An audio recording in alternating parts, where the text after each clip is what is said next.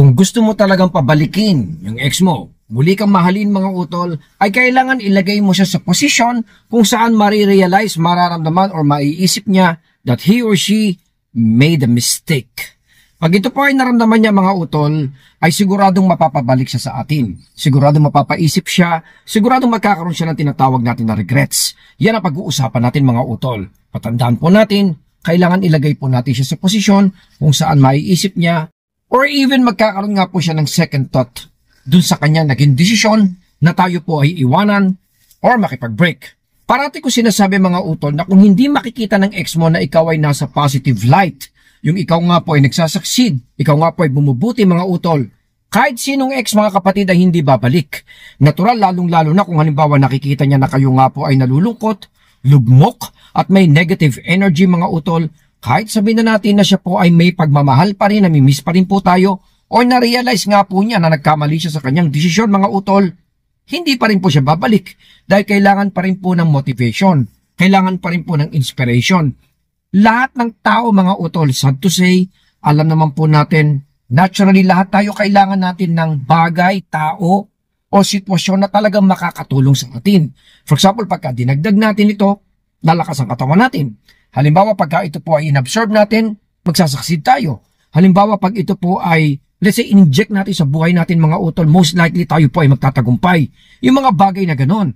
Pero kung halimbawang nakikita kanya ng negatibo mga utol, for example, kayo po ay nagmamakaawa, patuloy na nalulungkot yan at naghihirap mga utol dahil nga po sa sufferings ng breakup, sinong ex ang kukuha sa iyo para i-inject niya sa buhay niya mga utol? I think medyo malabo yun. Dahil pagka ginawa niya yun, nasa panahon na pakiramdam niyang hihilain mo siya pababa mga utol, or ipe-pressure mo siya, or even dadagdagan mo yung struggles o lungkot na nafe-feel niya dahil most ex mga kapatid ay meron din pong struggles na nafe-feel. Kahit sabihin na nga po natin na sila po yung mga dumpers mga utol, meron din po mga challenges at lungkot o sakit din po yung nararamdaman. Kaya if you want your ex back mga utol, number one, kailangan iparamdam mo sa kanya na siya po ay nagkamali sa kanyang desisyon.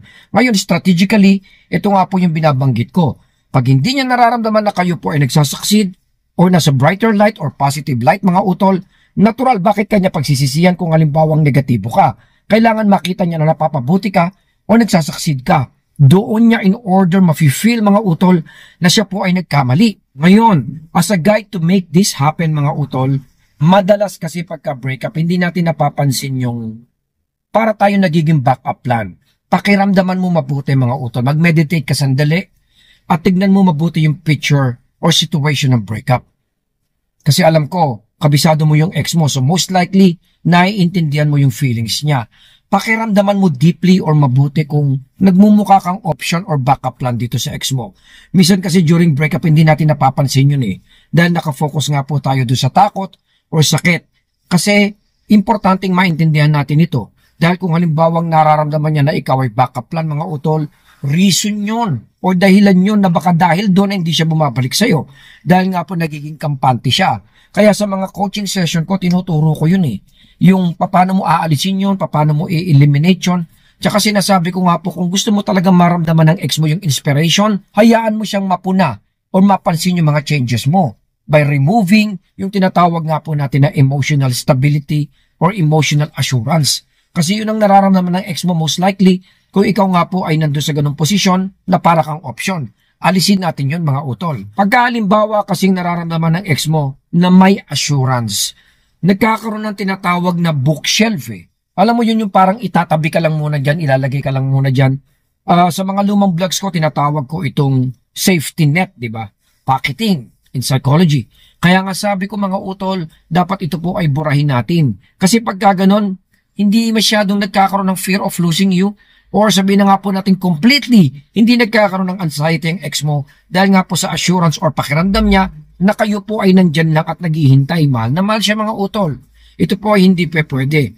As I've said in the past, kung halimbawang iniisip mo na may kakulangan ka doon na kailangan mong gawin na iparamdam sa ex mo, bigyan siya ng bulaklak, bigyan siya ng cake, tawagan siya or whatsoever mga utol, most likely, sabi ko nga po, hindi na natin kailangan gawin yon kasi I'm sure ginawa na po natin yun. Kaya kung halimbawang may intention ka talaga na bumalik ang ex mo, mag-focus tayo, mag-isip tayo ng clear mga kapatid dahil kakailanganin nating maintindihan or gawin at tatlong bagay na to.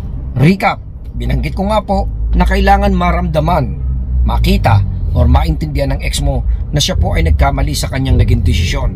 Leaving you is a big mistake. Number 2 mga utol, kailangan makita kanya in a brighter light.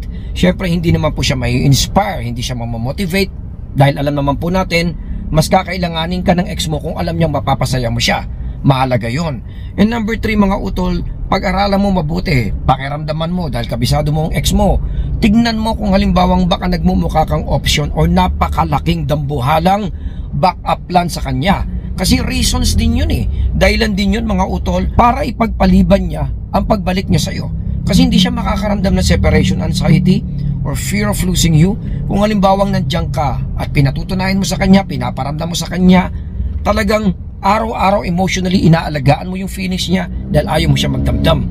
Kaya nga po sa akin, pagka may mga nagtatanong, Coach Papong, akala ko ba relationship coach ka? Bakit mo ko pinalalayo sa kanya?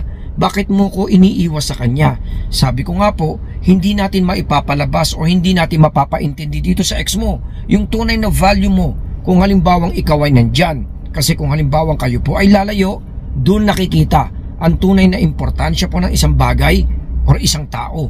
Isa pa doon mga utol, dahil nga tayo ay nasasaktan, broken hearted, alam natin na mas prone po tayo dahil vulnerable tayo, mas madalas po tayo or prone nga po tayo doon sa mga pagkakamali na pwede niya makita sa atin. Alam natin na napaka-unattractive nun mga utol. Iniiwas kita sa mga bagay na yon at binibigyan ko rin po ng sapat na panahon ng ex mo para ma-validate niya talaga yung totoong nafe-feel niya sa'yo. Kasi as a coach mga kapatid, napakarami akong nararamdaman na witness or even na handle or nakita na nagkabalikan pero nagkahiwalay din. Hindi rin po nagtagal mga utol kasi healing process, realization, stage of understanding, napakahalaga niyan kung gusto mo talaga magkabalikan kayo ng ex mo. Kaya dito po sa Papong TV, yan ang pinaka number 1 priority natin. Yung hindi lang po magkabalikan kayo basta-basta, but magkabalikan po kayo at hindi na nga po niya kayo iwanan at patuloy na mahalin. Hanggang dito na lang po muna si Papong TV mga utol. I hope na nakatulong po tayo dyan. Suportahan po natin at syempre pabantayan po natin ang ating pamilya. Maraming salamat po sa inyong lahat. Papong TV,